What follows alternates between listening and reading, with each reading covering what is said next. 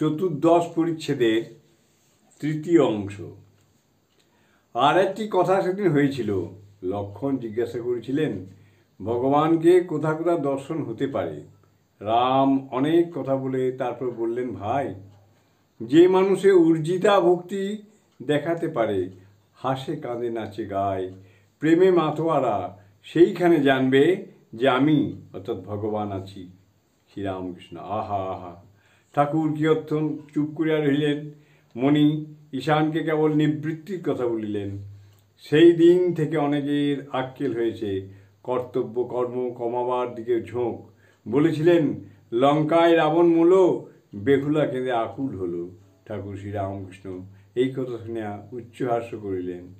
মণি বিনীতভাবে, আচ্ছা, কর্তব্য কর্ম হাঙ্গাম কমানো তো ভালো। শ্রীরামকৃষ্ণ, হ্যাঁ, তবে সম্মুখে কেউ পড়ল, সে এক সাধু কি গরিব লোক সম্মুখে পড়লে তাদের সেবা করা উচিত। মণি, আর সেদিন ঈশান মুখুজ্জকে খোসামুদের কথা বেশ বললেন।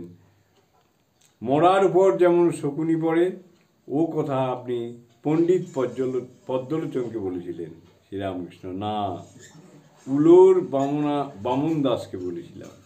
কিয়ৎক্ষণ পরে মণি ছোট খাটের পাশে পাপসের নিকট বসিলেন। ঠাকুরের ত্রন্দা আসিতেছে। তিনি মণিকে বলিতেছেন, তুমি শোবে, গোপাল কোথায় গেল? তুমি দৌড় ভেজিয়ে যাও। পরদিন 10ই নভেম্বর, সোমবার।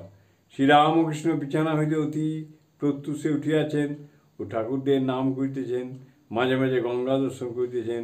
এদিকে মা কালীর ও শ্রী রাধাকান্তের মন্দিরের মঙ্গল আরতি হইতেছে। মণি ঠাকুরের ঘরের মেঝেতে শুইয়াছিলেন। তিনিও শয্যা হইতে উঠিয়া সমস্ত দর্শন করিতেছেন ও শুনিতেছেন।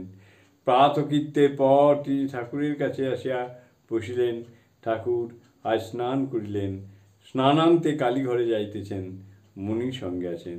ঠাকুর তাহাকে ঘরে তালা লাগাইতে বলিলেন। জয় ঠাকুর।